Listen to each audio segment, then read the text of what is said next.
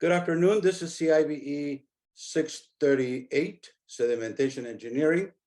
This is class number 131. This is the 13th week, first lecture of 2.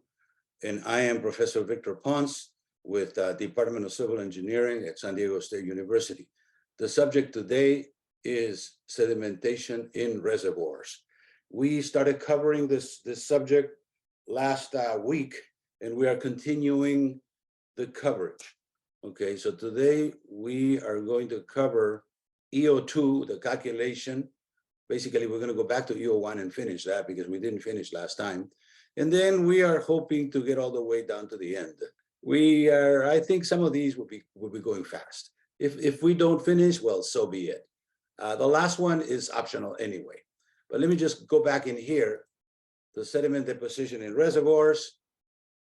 We already covered this ground. We looked at the Bruin curve, which is the fundamental curve to calculate sediment deposition, so retention in reservoirs. And we have an example in here, which I urge you to take a look at because it's not straightforward. So I'm going to go over it, and then I'm going to do the calculation with the online calculator. Reading what I have in here, it says a planned reservoir, total capacity of 10 cubic hectometers. I don't know why I did that, but most people say millions of cubic meters, but it's the same. Hectometer is 1,000,000 cubic meters. A contributing catchment area of 250 kilometers square. Mean annual runoff is 400 millimeters. Annual sediment yield 1,000 metric tons per kilometer square. This is just a sample of the calculation with round numbers. Specific weight of the sediment deposits is estimated at 12,000 newtons per cubic meter. This is given in newtons. Instead of kilograms, it will be kilograms. You know, 1 Newton is 9.8, or rather 1 kilogram is 9.8 newtons. So if this would be kilograms, it would be like divide by 9.8, it's about 1.3 or 1,300 kilograms per cubic meter, which is roughly the weight of most sand. Sediment source study has confirmed that the sediments are primarily fine-grained because we need that data, the type of the coarseness or the sediment size, typical sediment size, in order to get to the Bruin curve. Calculate the time that it will take for the reservoir to fill up to 80% and 100% with sediments. So the calculations are shown in table 3.9. This is table 3.9 in here. The first thing we have is column 2 shows the loss of reservoir capacity. So the capacity was 10, and then the next interval, 9, 8, and 7, and this is the accumulated sediment deposit. So the sum of these two should add up to 10, to the total reservoir capacity. 9 plus 1 is 10, 8 plus 2 is 10. Then the next thing we're going to do in here, okay, the mean annual inflow is 400 millimeters on the surface of the watershed times the area of the watershed, and that gives us 100 cubic hectometers. In the proper units. You have to follow the units in here, but this is correct. Column 4 shows the capacity to inflow ratios. Column 4 in here, the capacity to inflow. So we have the inflow over here and we have the capacity over here. So this is column 4 in here. Capacity to inflow ratios. And column 5 shows the average capacity to inflow ratios. These capacity to inflows in column 4 are at the beginning of the interval, but in the middle of the interval is half, or rather the average. The average of 0.1 and 0.09 is 0.095, 85, and so on and so forth. Then the next step in here is to calculate the trap efficiency using the Bruin curve. And then we figured out what the sediment inflow should be, the annual sediment inflow. This could be a little bit confusing, but it really shouldn't, because all of you are engineers and you know how to convert units. And in this case, that's all I'm doing in here, converting units. I have tons per kilometer square per square kilometer per year. And if I multiply that by 1,000 kilograms per ton, then I eliminate the tons. Then if I multiply by 250 kilometers square, and then I multiply by 9.8 newtons per kilogram, and we get rid of the kilograms. And over here in the denominator, newtons per cubic meter, so cubic meters goes to the numerator. And by virtue of this conversion, it is expressed in hectometers, unit conversion. If you didn't follow, you should review this because this is just straight unit conversion. Finally, with the isobest in here, 0.204 cubic hectometers per year. It's an annual calculation. The number of years is equal in each interval is equal to the volume to be considered divided by the inflow times the trap efficiency. Times the trap efficiency, it's what it is trapped.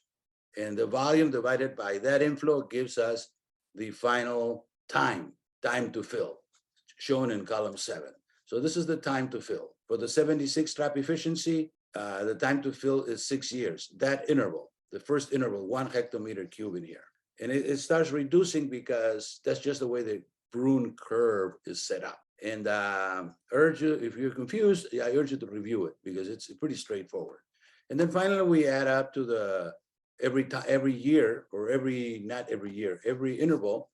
The first interval 6 years, the second interval 7 years, and so forth. And then we sum it up and we get the cumulative time. So the answer to this problem is at 80%, 60 years, and 100%, 114 years. The only question in here is, why did I choose 10 intervals? 10 intervals seemed at the time to be appropriate. We don't want to use too many for sure, because this is anyway a rough calculation, no matter how you look at it. The Brune curve is a rough calculation. Can't get too detailed in something that is rough. So I used 10 in here. In the video, I looked at it this morning. In the video that I have for you at the end of this class, I used 5, just because I figured the video was fast, and then I needed to put lesser numbers over there. But it's the same calculation. One caveat that we have in here is that because of the shape of the Brune curve over here, there's going to be a little bit of a change, or if we use 20 intervals in here, this is not going to be, it's not going to come to be 114. It's going to come to be a little more because of the shape of the Brune curve. That we have to admit that it is part of the computation. So what I'm going to do now in here, I am going to run this calculation. Remember, 114 is the answer. And I'm going to run this calculation over here in the calculator. We choose metric, we choose reservoir capacity. I ran this thing this morning. Reservoir capacity in cubic hectometers, 10. Catchment area, 250 square kilometers. Mean annual runoff, 400 millimeters.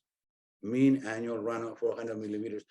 Remember, that's runoff, that's not rainfall. Rainfall would have to be a lot more, like, depending on the climate, on the weather, actually. Sediment yield, 1,000 metric tons per square kilometer. Specific weight of sediments, and then fine grain. And over here, we're going to go number of discrete intervals, 10, and we'll do the calculation over here. And we get 114. That's the answer that we got when we did this manually. If in here we use, here it says 80%, 60, 100%, 114 years. So if we did the same thing, the same calculation, let's refresh the units in here, and let's also refresh the fine grain. But over here at the end, we're going to do 20 instead of 10, just to prove a point in here. What was the number before? 114, right? And here's 196. Why? Because of the shape of the Brune curve. It's really kind of undefined at the top. Okay, so that's basically it. But I would stick with 10, because 10, like I said, all these calculations have a certain amount of error in it, implicit in the calculation itself. So that's the example of how to calculate the Brune curve for given data. So we already did this, and we are going to finish over there. And what I'm going to do now is to go to the next item, which is over here. The Santa Barbara Flood Control District produced this video in the year 1991, and they gave it to me. I had some acquaintances over at Santa Barbara. The head of Santa Barbara was a classmate of mine when we were at Colorado State back in the middle 70s. So he gave me this video. It's a great video, and I'm going to share it with you. It deals with the miracle March rain of 1991. Remember, I already talked about that. So let's take a look at the Santa Barbara video. The Painted Cave Fire and the Floods of March 1991, a presentation of the Santa Barbara County Flood Control District. June 27, 1990, strong downhill winds pushed the Painted Cave Fire from the foothills into the residential areas of Santa Barbara. The fire leaves behind a path of almost total destruction, covering an area of nearly 5,000 acres. After the flames are extinguished, the sigh of relief is short-lived. The Santa Barbara County Flood Control District warns that the denuded watershed of Maria Ignacia Creek poses a severe danger of flooding and debris flows. The Flood Control District's warning is based on the fact that the lack of ground cover and hydrophobic soils will cause high runoff, and that this high runoff will carry with it ashes. Hydrophobic soils. What is this? Well, that's exactly what it is. The chaparral has an adaptation to survive drought because Southern California has droughts every so often, like every 4 or 5 years, there's 2 years of drought. And it doesn't rain in 2 years, and the plant has got to survive. So the way Mother Nature has put it together is that it has designed the chaparral in such a way that it can survive droughts, extensive or long droughts. How does it do that? It covers itself with a wax compound. McPhee in his book said that it was I don't remember right now, hydrocarbons, some hydrocarbons, a wax, it's a type of wax. So it covers itself with wax and it goes dormant for a year or two between the rain, within the drought. And then it resurfaces, it comes back and it doesn't perish. And that's the reason why chaparral is established in this part of the world. As to what other parts of the world do we have chaparral? The answer is 5 places, total of 5 places. Mediterranean, northern, say southern Spain and southern France, in northern Africa is 1.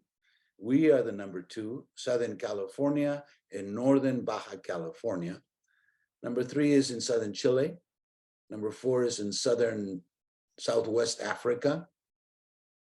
I believe the country out there would be, I hate to give you a guess at this time. Let's leave it that way.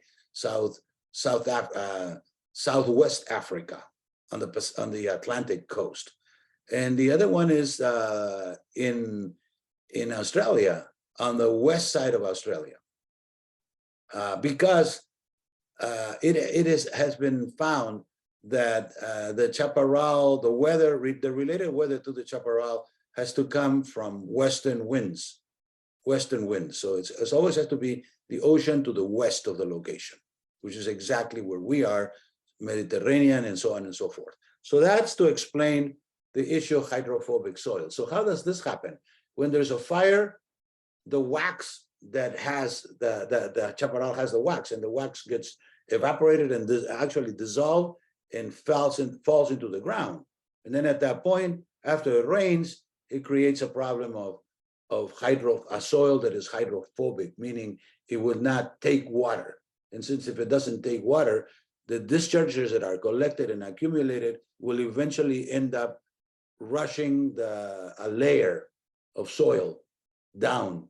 And how big would that layer have to be? It would have to be about, I would say, at least an inch. And an inch of erosion throughout the watershed is enough to cause a tremendous disaster downstream, typically a debris flow. And this is why we have these debris flows after fire, which is what was discussed in the movie. It's something that we have to live with in Southern California because we have the chaparral. The chaparral has intrinsic with it the hydrophobic soils. We have to manage it. We can manage it. We are learning to manage it, but it is a tough problem. There's nothing we can do about it. The chaparral is always going to do that. Unprotected soil and debris left by the fire.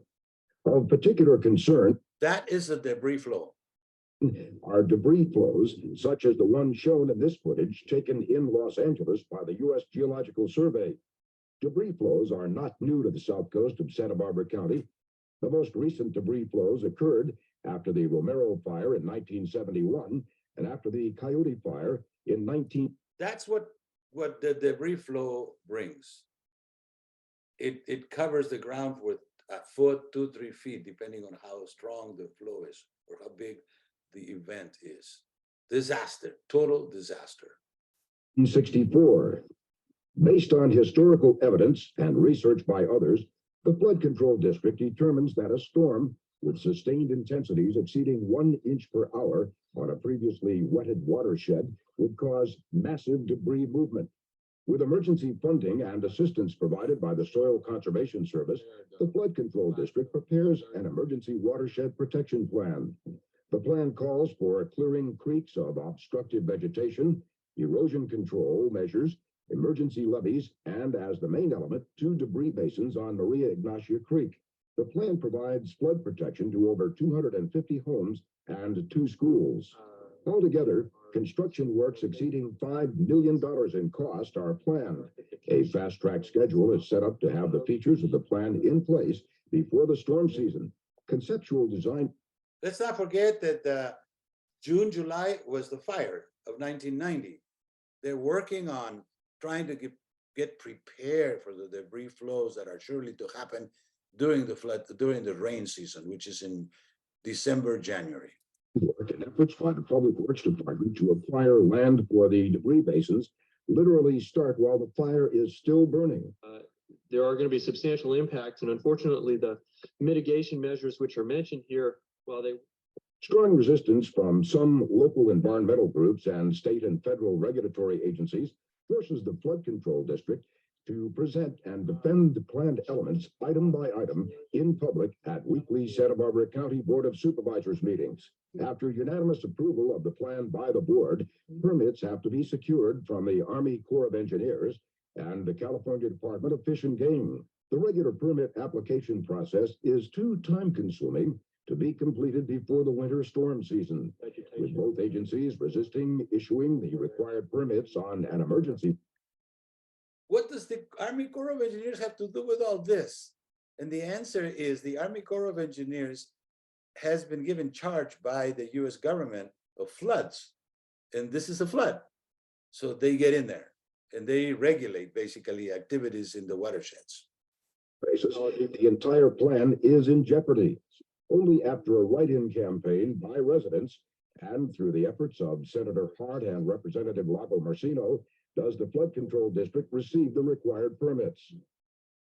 The emergency permit issued by the Army Corps of Engineers specifically excludes Atascadero Creek, despite the district's warning that there is a 30% chance of bank overflow and flooding with the coming storm season.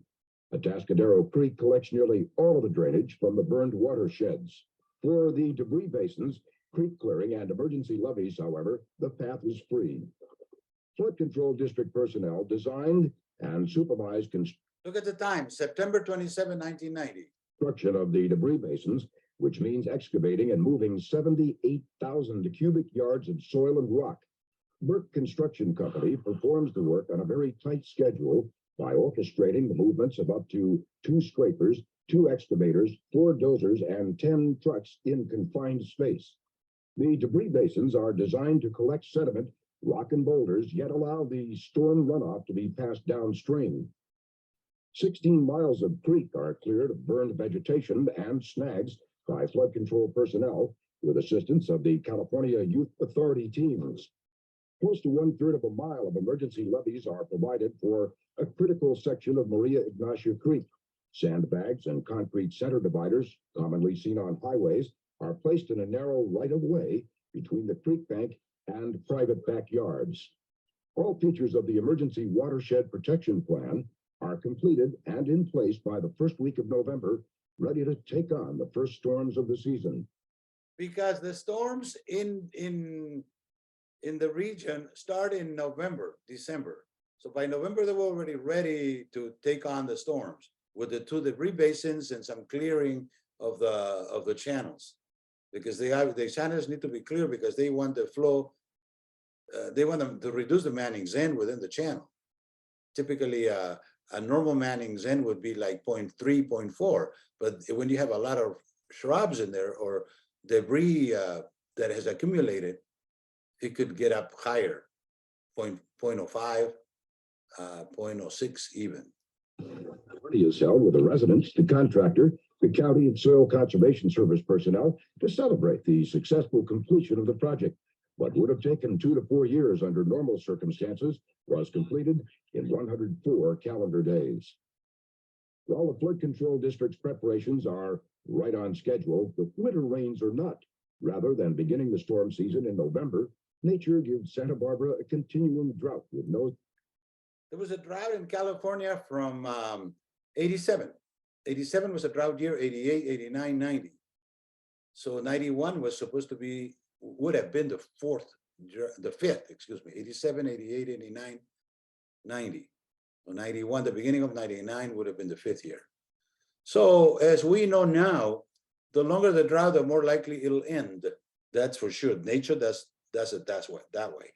We know for a fact, for instance, from our studies, that the maximum, theoretically, okay, the maximum drought duration is about 5 to 6 years.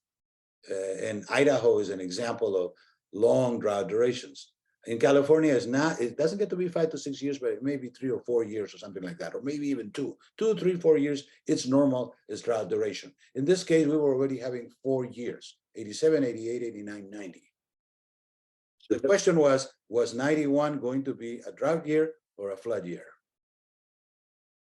If a drought year is tough, but if it's a flood year, it was worse because this one's was gonna bring the debris flows.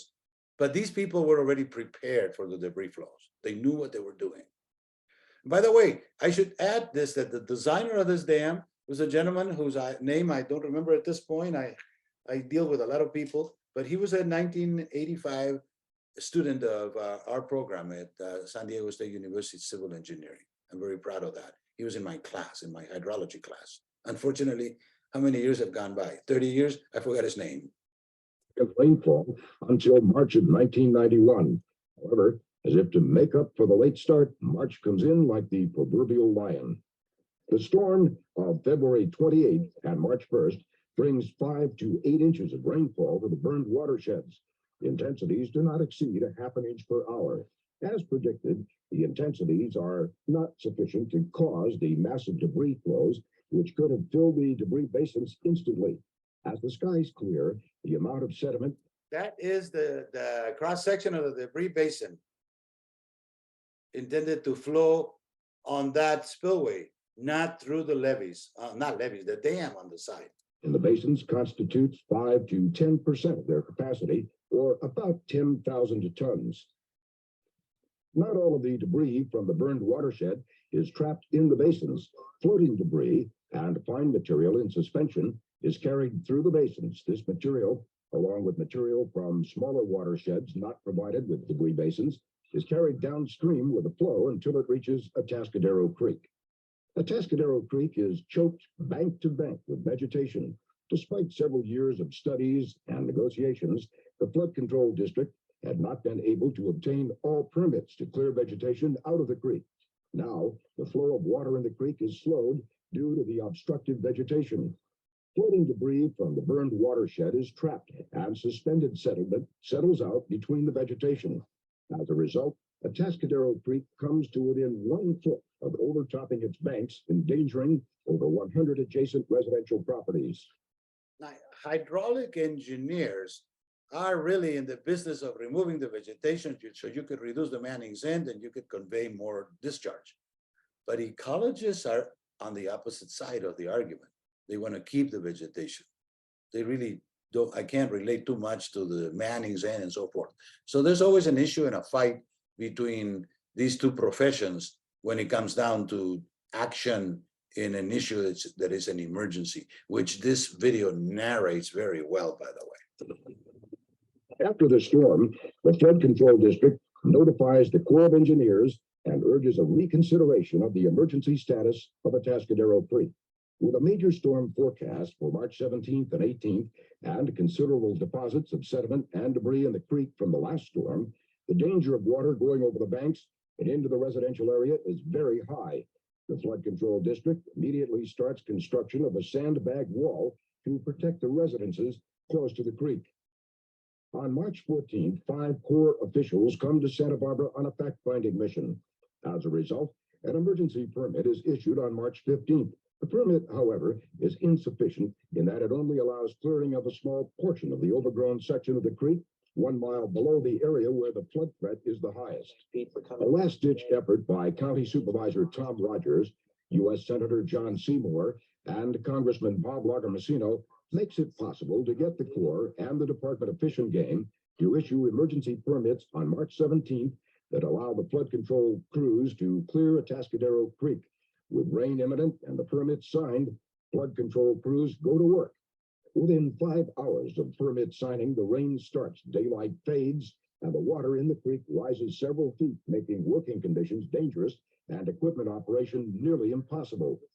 However, in those 5 hours, the Flood Control District cleared 3,500 feet of obstructed vegetation, floating debris, and accumulated sediment.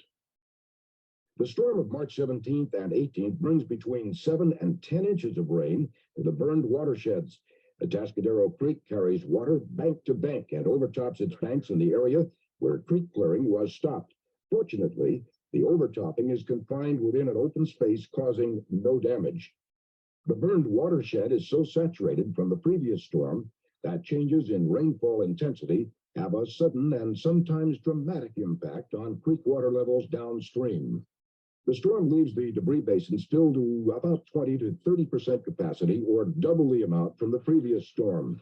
The smaller of the debris basins has water going over its spillway for the first time. A quick-moving storm passes through Santa Barbara County on March 20th, dropping 1.5 inches of rain on the burned watersheds. Although the volume of rain is small, nearly 1 inch of rain falls within 1 hour, causing the district concern, as 1 inch per hour is the intensity threshold beyond which there is a possibility for debris flows. A small debris flow may actually have occurred since a large amount of debris is collected. Although most of the debris collected is sediment, for the first time, trees and rocks up to 2 feet in diameter are transported to the smaller basin. After the rain of March 20th, the basins are filled 30 to 35% of capacity. The last storm of March occurs on the 24th, 25th, and 26th with 2 to 4 inches of rain over the burned watersheds, with the emergency clearing of Atascadero Creek nearly complete and no rainfall intensities coming that would be too high, in fact, quite low. No problems are encountered. The debris basins are left about 1/3 full of sediment, rocks, and burned vegetation. March, which came in like a lion, goes out like a lamb. Looking back, the Flood Control District finds that without the debris basins and creek clearing, over 40,000 tons of sediment and debris would have been deposited in the creeks and would, most likely, have caused local flooding. 40,000 tons, or 8,000 truckloads, could fill a football field to a depth of nearly 20 feet. Had Atascadero Creek not been cleared, several houses would have been flooded on March 17th and 18th. The burned watersheds, thanks to the rains of March, are on the way to recovery. Full recovery, however, will take several years.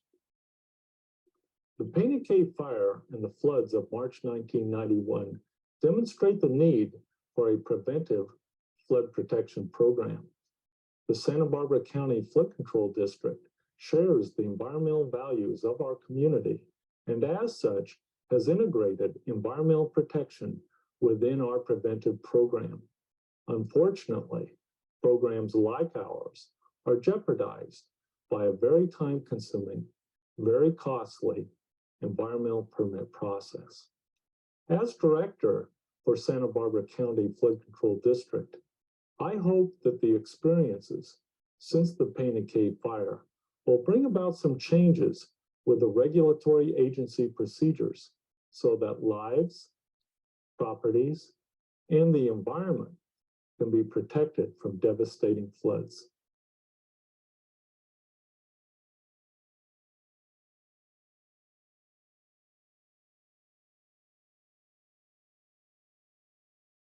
By the way, I don't want to show off, but this gentleman, his name is Philip Demery, director of the Santa Barbara Flood Control District.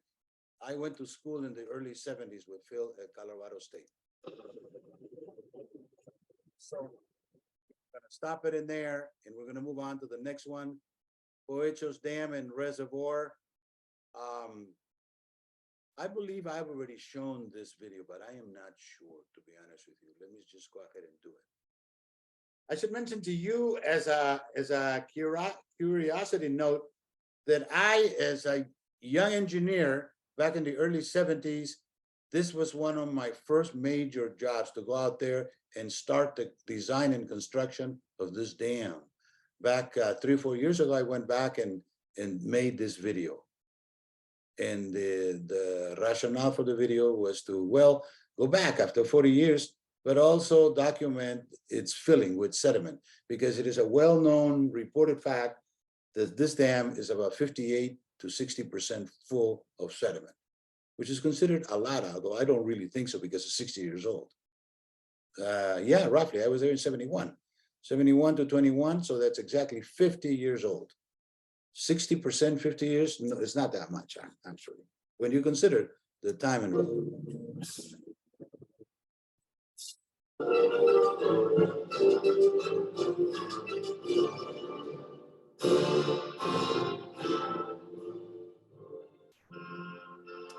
is one of the two spillways. This is the regular spillway, and then there's an emergency spillway much larger on this side of the dam.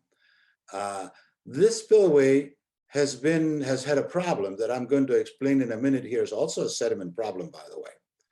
The hydraulics is fine, but the sediment design is not fine.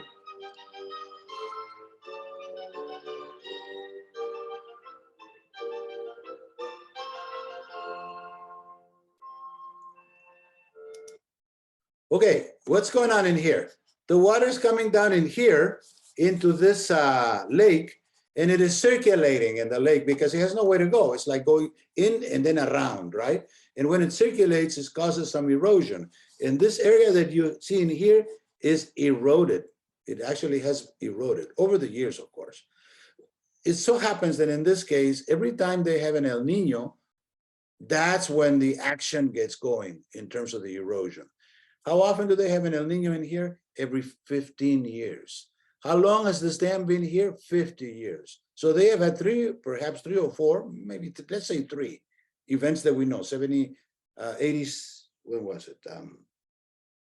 83, 93, 98, and perhaps 2017. So there's 4 El Ninos in this area. If this continues, there is a likelihood that this thing will be completely eroded, and then it would put in danger the spillway. The spillway will be in danger because its base is going to be removed. So the government out there has been fighting this, and they come up with various solutions to stop or at least mitigate the erosion problem in this site. You can see the erosion on the left side too. About 2017, 5 years ago, I have an acquaintance, a colleague that does this calculation. He works with agencies out there, and this is the graph he put together. Accumulated sediment. We saw 2 graphs now. The first one is empty, and the second one at the beginning. Let me see, when was that? That would have been 1976 when this dam went into operation.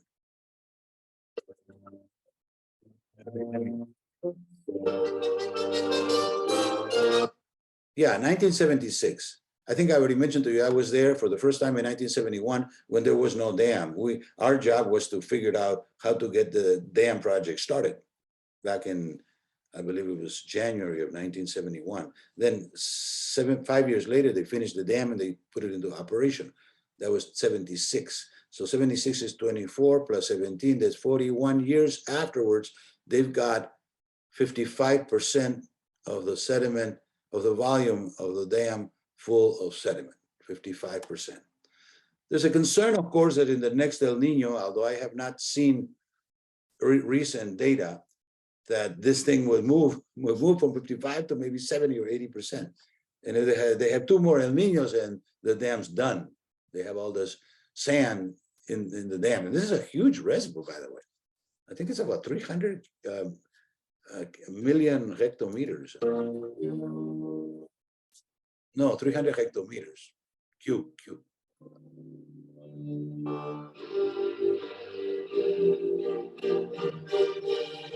41 years of operation. Okay, so Povechos Dam and Reservoir. The dam's still there and it's still operating and it's still serving its function. But every indication is that within the next 20 years, it will cease to operate. The question of good sediment, bad sediment, and I've always brought that up, and I believe there's one of you gentlemen or lady that is going to be doing additional presentations at the end of this class. But I wanted to show you this, which is an interesting picture. Birds Point, New Madre floodway after the flood of May 2011. I think I already told you that I was there. I was there on the 17th of May, and the flooding of the floodway started on May 5th when they breached the levee. They purposely breached the fused levee in order to get the the river to get into the floodway. Now, this is what they call the Bird's Point, New Madrid. Why? Because this is an area where this area here is called Bird's Point. The Mississippi is over here. This is the Mississippi. Okay, Mississippi coming here from northern U.S. Mississippi River over here, meandering, moves into Cairo. Cairo is over here. If you see this white part in here, is the levied town of Cairo. Cairo may be the only town in the U.S. that is fully constrained or enclosed by a levee system. It's about a 10, 12-foot levee system. And the Army Corps of Engineers, of course, has the job of protecting all these towns in here, among them Cairo, which is very vulnerable, by the way. And then downstream, we got the other towns in Kentucky and so forth. So what happened in the year 2011 is that the Army Corps predicted that there was going to be problems in here, flood control problems. So they had the floodway. The floodway had been built in 1937 for the purpose of releasing water from the Mississippi onto the sides so that downstream, the stage downstream would be lowered after the release, right? It's obvious. Some of the water goes on the side and it doesn't go downstream. So that was 1937. But they didn't have a chance to use this because that's just the way, that's the nature of the beast. They hoped that they were going to use it, but they didn't use it. The first time that they had to use the floodway, this Bird's Point, New Madrid's floodway, was in the year 2011. And I do not believe it has been used again. New Madrid sits over here. And I really honestly, I believe it's over here, but this figure doesn't show for some reason, or maybe over here. But I know that in this bend is where New Madrid is. New Madrid is a town in Missouri, okay? And so the story here is that, why is this thing like that? Why is it all brown? And the answer is this picture was taken right after the flood. I didn't take the picture. I found it on the web. But this picture was taken, I would say, within a week after the flood. And as you can see, this sediment that settled in here, a lot of sediment. And why? Because the flood always carries more water and therefore more sediment. And we know for a fact that the exponent of the rating between, or rather the sediment transport formula between sediment transport and velocity is the velocity to the 3 to 7th power, according to Kobe. 3 would be low and 7 would be high. So let's assume 5, okay? So that this 5 means that 2 to the 5th power, so that's 2, 4, 8, 16, 32. So 32 times the sediment transport would flow over here in this point if they had a doubling of the velocity. If it's a tripling of the velocity, it would be 3 to the 5th power, which I don't want to calculate at this point, but it's very huge. At any rate, so this structure here worked as intended. A side story is that when I was there, we went over here to visit. We were over here, around here somewhere. And the people, the local people, the farmers out there were mad at the Army Corps because they had flooded them.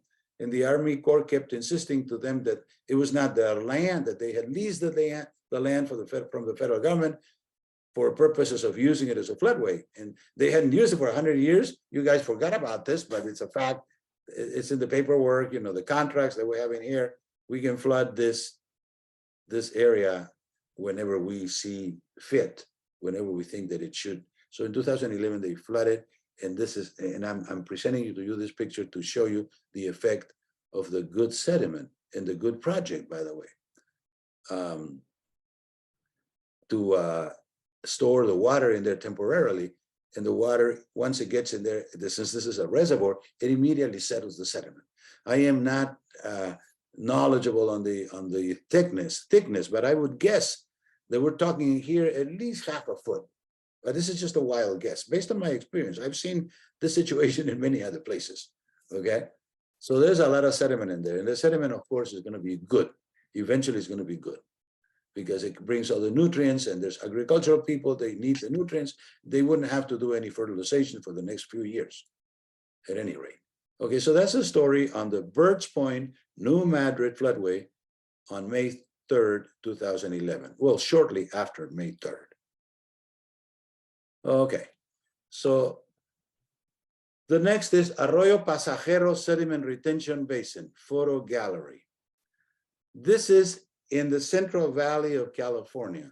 I was over there in 2009, April 17th, and I took these pictures and I thought I would share the pictures with you. I had to pull them out from my collection, extensive collection of projects that I have. So this is just the vicinity of Arroyo Pasajero.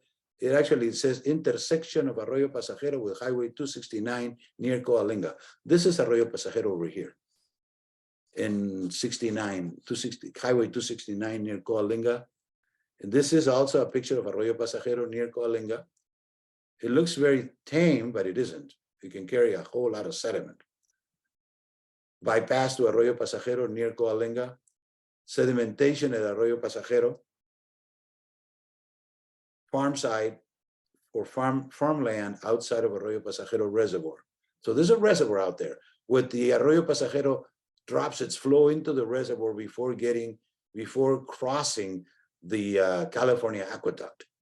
So what's the purpose of this reservoir or this sediment retention basin?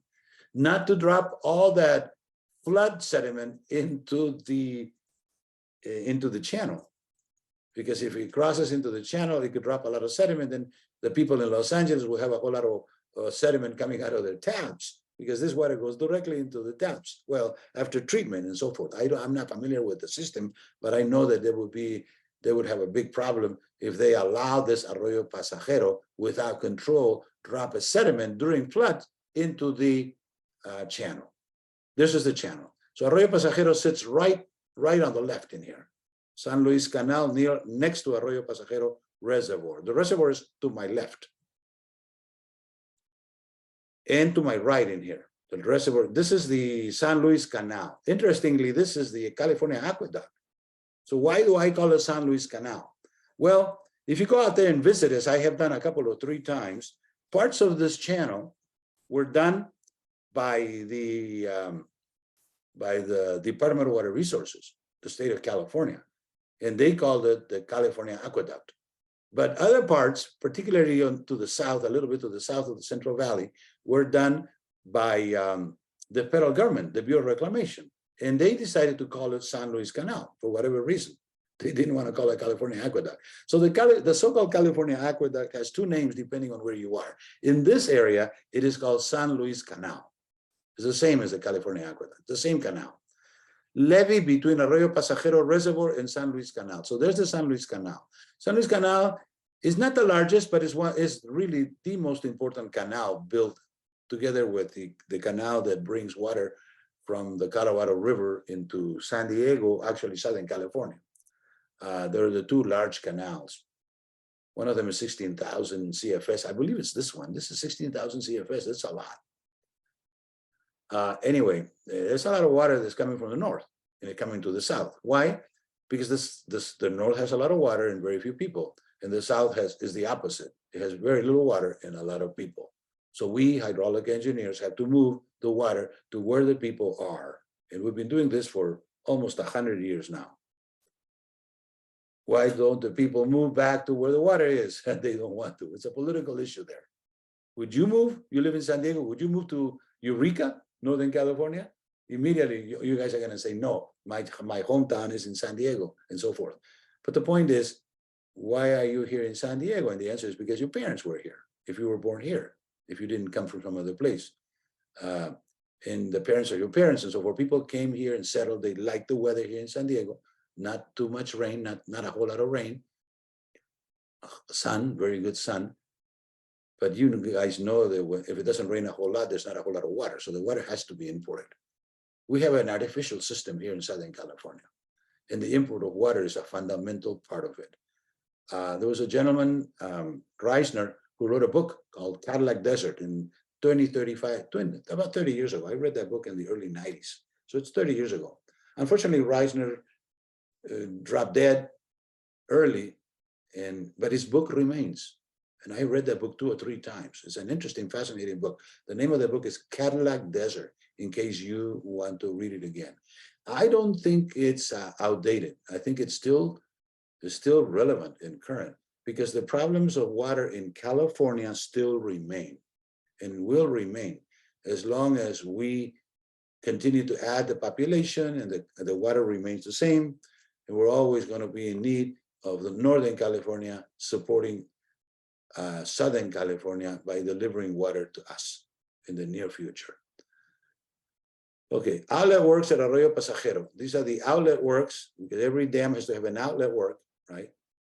And here, more outlet work. Desilting basin. This is a shot of the desilting basin near the outlet works of Arroyo Pasajero.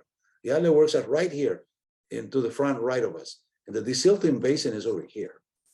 Desilting basin is a basin where you put the water for it to lose or drop its silt or its sand. I don't know why they don't call it desanding basin, because most of the stuff's going to be sand. They're used to calling it desilting, and that's what they're going to do. But it's really technically a combination of both silt and sand. But my guess would be that there's a lot of sand in there. Likewise, this is another picture of the desilting basin, nice picture out there near the outlet works of Arroyo Pasajero. And this is the rubber gated overflow spillway at Arroyo Pasajero. This black thing in here is the rubber gate, which is operated depending on how they want to operate it. Sometimes you want to raise the stage, sometimes you want to lower the stage, and so forth. It's like a movable spillway. Rubber gated overflow spillway at Arroyo Pasajero. Rubber gated overflow, more rubber gated overflow spillway at Arroyo Pasajero. This is the source of sediment to the tributary. This is the headwaters of Arroyo Pasajero, west of Coalinga. I don't know if you guys been there. Levee surrounding Arroyo Pasajero, viewed for downstream. Levee surrounding Arroyo Pasajero, viewed from downstream. So these are the pictures that I took when I was there. When was I there? I believe it was, let me see. 2009, April 17th. I was there and took these pictures. We were doing some other issues. We were actually studying the salinity in the Tulare Basin. That's what took us out there in the year 2009. Okay, next is Aguaje de la Tuna Sediment Retention Basin. I believe, well, I'm just going to show the photo gallery because I believe the other one we have already seen. Panoramic view of debris basin in Aguaje de la Tuna looking from downstream. There's one debris basin over here, and the other one is over here. Now, these debris basins are still there. They have not been removed. But as it turns out, and I already told you that story, that the engineers and architects designed the debris basin to hold on to the sediment because they felt at the time that the sediment was the problem, not the water. But once they separated the sediment from the water flowed downstream and continued or returned to picking up sediment, because that's what the water does. If the water is clean, it'll pick up sediment. The water wants to pick up a certain amount of sediment. It's like a load that God had decided, or Mother Nature has decided that it should take, and it will take as long as it is allowed to take. If the downstream is all concrete, then there will not be any soil, and it's fine. The water, the clear water will flow through clear, but the downstream is typically not concrete, and in this case, it wasn't. So this event in January 7th, the evening of January 6th and January 7th, 1993, caused the downstream of these two dams to erode to rock about 5 feet, I would say. My calculation was 5 feet. And it exposed the rock, the tertiary rock, meaning the rock that is very old below the quaternary period, which is sedimentation period. We don't know exactly, but my guess would be in the hundreds of thousands of years. They say that the quaternary period ranges from 1 million to 2 million years. And those numbers are, to be taken with a grain of salt. Again, the close-up of the debris basin in Aguaje de la Tuna, Tijuana, Mexico. Likewise, and here is the proof of the pie. Here, the valley used to come over here. So from here, from this level to this level, which is the shale, that was the erosion that night. And all that flow went downstream and settled in the mouth of the basin. 400,000 cubic meters of sediment were moved that night by this event. And how do I know? Because the guy that did the calculation of the 400,000 happens to be a colleague and friend of mine. And he told me, he gave me all the story, all the details. So it's good to have good friends in important places, by the way. So I got all the information. And I think I've shown you the movie already. Exposed bedrock in stream reach. There's the bedrock out there. More exposed bedrock. There is no bedrock, no doubt about it. And the alluvium's over here, 5 feet, I would say 5 feet of alluvium. Likewise in here, more exposed bedrock. What can you say? That is bedrock downstream. Likewise, this one is really amazing. These pictures are really amazing. Why is the bedrock out there? Because the overburden, which was about 5 feet, was eroded that night, January 7th, 1993. More of the same. And likewise in here. And likewise in here. Isn't that clear? That is totally clear. Hole, it's a hole. In some places, 5 feet, 7 feet, I don't know. We didn't actually measure that, but you can observe that it is at least 5 feet, if not more. And then the water goes downstream and it goes through this another debris basin out there. That's the debris basin, which is already full before the flow through a culvert in Tijuana, by the way. And this is a shot, a close up of the actual culvert. Okay, so we're done here. So now we're going to show you a group of videos that I have collected over the years. Mostly people send me those videos. They know me and I have friends in various places.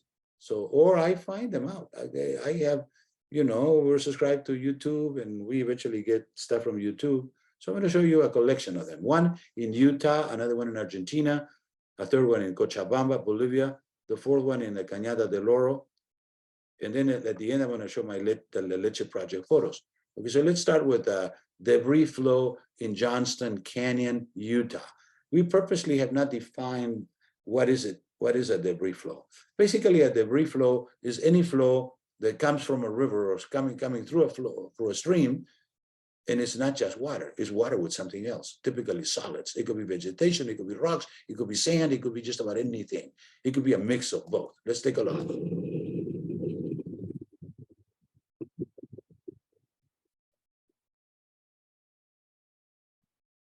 Oh, wow. Wow. Big time black blood here. Big time.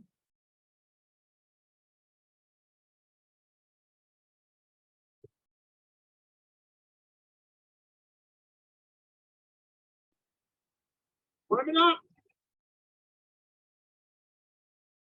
Oh, wow.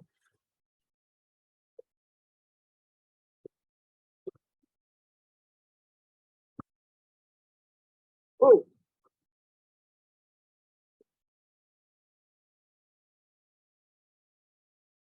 Wow. We are not going to watch this whole thing. You're certainly welcome to watch it afterwards because it's too long and it's more of the same. And we have other things to watch. It's actually 6 minutes. We already watched 1 minute, but you get the idea of what a debris flow is. Now, why does this happen? Well, we have to look at it this way. First of all, where did all the dead vegetation, where did it all come from? And the answer is, in nature, there's a sequence of floods and droughts, okay? And everywhere, but there are more marked in semi-arid areas. And Utah is a semi-arid area. It rains in Utah. Utah has greenery, but not as much greenery like in Massachusetts or anywhere like that. The wet areas don't have a whole lot of drought. Every 20 years, a very little minor drought. They say the Amazon has a drought, very weak drought every 100 years, the Amazon basin, right? So why drought over there? But they do have. So the droughts vary with the weather, with the climate actually. And in Utah, it's a semi-arid basin, so they have droughts. So this event must have been, I haven't studied the data, but based on experience, I say it must have been after a drought. When you have a drought, a lot of vegetation dies. This is not like the chaparral that does not die, that refuses to die. That's not chaparral. That's temperate deciduous forests. So they die, and then when the rain comes, it cleans it all up, it flushes it all down, and that's why we have so much debris flow. Debris flow in Butaranquil, Argentina.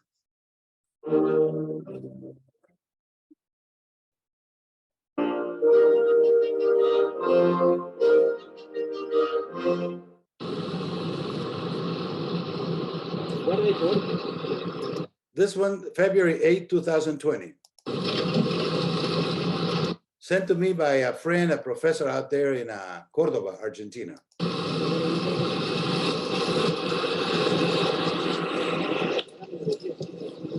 Now, this is more properly what we would call a debris flow. There's a little vegetation and a whole lot of rocks and sand and everything else.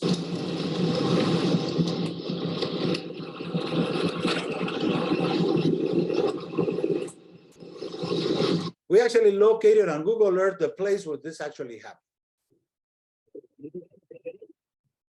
This area is semi-arid, by the way. Neuquén in Argentina, it's northwestern Argentina, very close to Bolivia, it's semi-arid.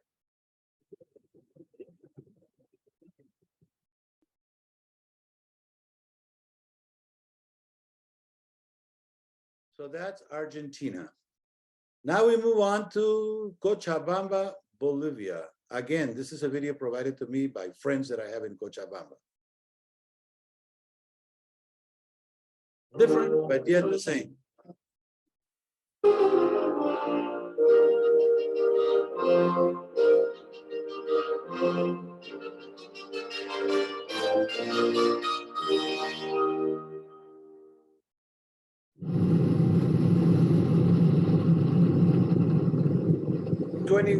February 2020.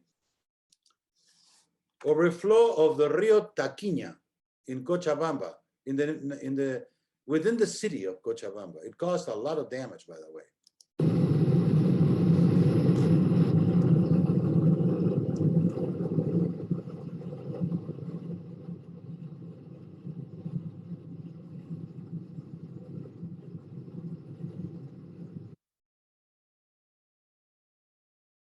This movie was sent to me by Professor Claude Lenoir at the Univalle University in Cochabamba.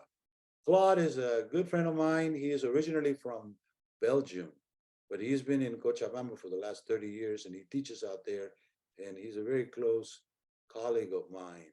He's one of the very few that have actually examined my calculators and found an error in one of them.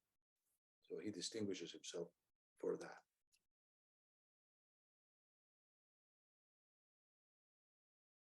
How are we to calculate or otherwise predict or control or live with these events? That's very good questions, a set of very good questions. The people down there have been trying to do that for the last couple of years. This occurred in 2020. They tell me that they've had a recurrence of these flows every 6 months or so. So we don't know at this point, is this the recurrence, the frequency, the additional frequency or increased frequency may well be related to the so-called global warming. We don't know. Very few people know for certainty or certainly in a certain way what exactly is happening in terms of global warming. What we know is the world is warming, and we know the causes, the effects, the results. We still are studying that. So this is Taquina River in Cochabamba, Bolivia. And finally, the debris flow in Cañada del Oro, Arizona.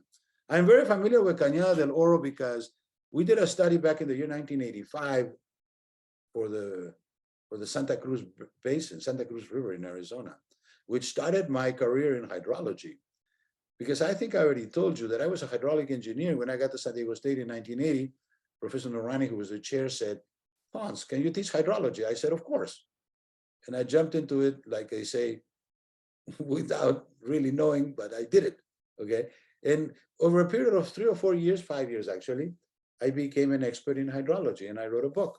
And then I was given this job to do the routing on the Santa Cruz Basin, and it has 3 rivers, the Santa Cruz, and it has 2 major tributaries, the Rilito or Rillito, They call it rillito in English, but it's I guess it's a Spanish word, rillito. And then the other one is Cañada del Oro, which is also Spanish. So I have kind of an association with Cañada del Oro. I was there a couple times doing the study back in the year 1985. To be honest with you, I've seen so many of these that I don't remember, particularly where I was and so forth. But I know the name Cañada del Oro rings a very loud bell. And this now we have pulled out of the web this debris flow in Cañada del Oro. If you're interested in these things, go to YouTube and Google debris flows, and you'll get a whole bunch out there. Look at that guy. This one's slow, not as fast as the others. Why? Because it has to do with the slope. But it still has a lot of vegetation. Lots of vegetation. This is similar to the one in Utah. But this one has black color, much blacker than the one in Utah. There must be some association with fire in there. But that's a wild guess. I didn't actually study the data.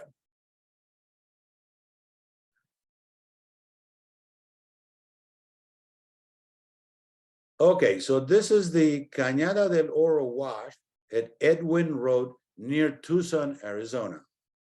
And finally, I'm going to show you my La Leche project photos. In the year 2009, I had a project, the hydrology of the La Leche, La Calzada Dam in northern Peru, of which I already talked to you. And I went over there and collected a whole bunch of pictures. I looked at it today on this file, which has all the work I did over there. And I'm specifically going to show you the last file. There's a few pictures in here that I want to show you. Right in here. That is where the upstream river, actually it's a canal, because this is a reservoir upstream, not in stream. Okay. The other reservoir that I was talking to you about that has 58%, it's an in-stream reservoir. This one's upstream. The upstream reservoirs are better. Actually, this reservoir has only 8 to 10% sedimentation, and it is 50 years old. So it compares 58% sedimentation after 50 years old, and this one's only 8%. This reservoir is going to last a long time. The designers of this reservoir, original designers, were doers, a company, I believe, in Germany. They did an upstream reservoir, and nowadays, it is recommended that all reservoirs that be done, particularly in areas that can move a lot of sediment, like this area, semi-arid and so forth, and a whole lot of mountains and stuff that can bring the sediment down, that they should be done with off-stream reservoirs. And we had an experience here in Hemet. When they did the Hemet Reservoir, maybe 25 years ago, they had a choice of 4 sites. And they chose the most expensive of them. Now, in the past, when I was a young man, they would have chosen the cheapest. In this case, they chose the most expensive because it was the only one that was upstream.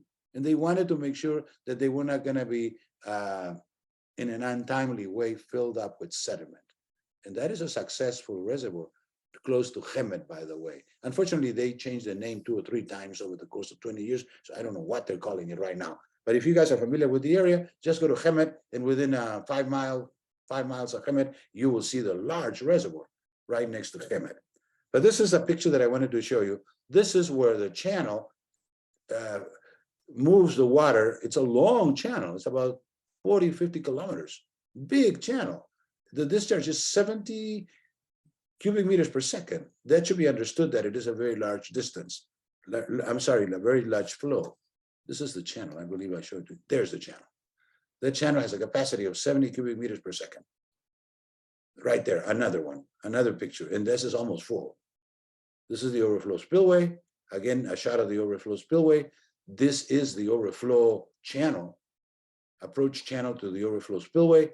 More of the channel collecting the overflow spillway with this actual wash that is going to drain the water if it does overflow. And over here we have the entrance to the reservoir. Like the edge, the upstream edge of the reservoir is right there. So where's all the stuff in here? That's sediment that has settled over the last 50 years in there. And it has created this nice meadow It's a meadow. It's actually a meadow that is being used by people that raise sheep. Yeah, sheep over there. Anytime you have a meadow, a good meadow, you can raise sheep. Actually, you can raise even cattle. I believe there's a sheep in here. I'm not sure though. What is that? That doesn't look like sheep to me. But at any rate, whether it's sheep or cattle, you guys know the story. You know, it's either cattle. If the situation is very good, it's cattle. If it's not so good, it's sheep. And if it's bad, it is goats. So it's a progression in the deterioration, anthropogenic or not, of the environment. Usually, anthropogenic deterioration happens within a few years, like 5, 10, 15 years. If it's going to be natural deterioration, it'll take 100, 500 years to happen. It will be slow. So with sedimentation at the tail, another view of the large area, which is now being used by local people in order to provide themselves with a livelihood. Likewise, in here, a little bit further down, sedimentation at the tail. And of course, in the meadow, you have to have the river because the river's got to go in, right? And look at this, vegetation growing in Tinajones silt deposits. The silt deposits are gold in terms of the nutrients. So this vegetation, and I'm not familiar with the vegetation, but it's an interesting, very green vegetation over there. And finally, again, the river's coming from the mountains over here. It's not the river, it's the channel, the outflow channel that's coming from the major reservoir to the secondary or side reservoir in here, off-stream reservoir. It's coming over here, that is the channel coming in, flowing all the time, by the way.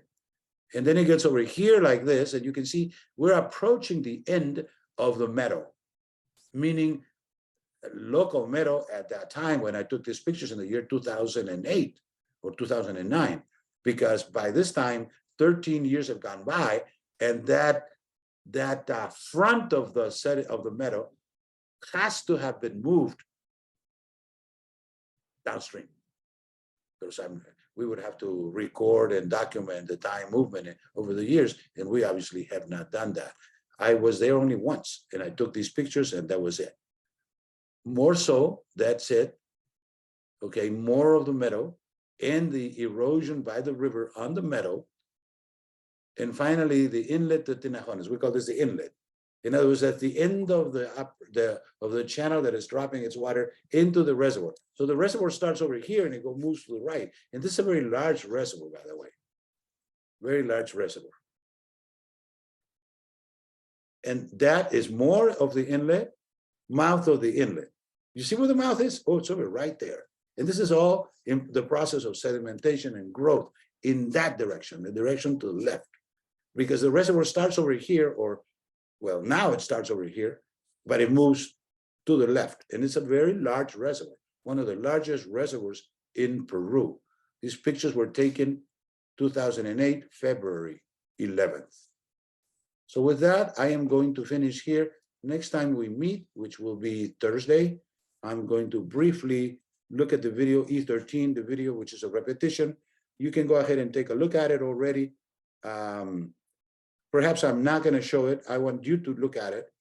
It's a repetition of what we already said.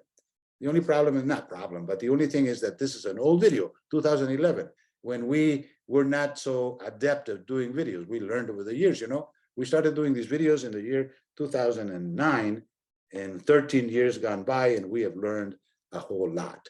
So with that, I am going to, at this point, stop to share. We're going to stop to share. And with that, I am going to say goodbye.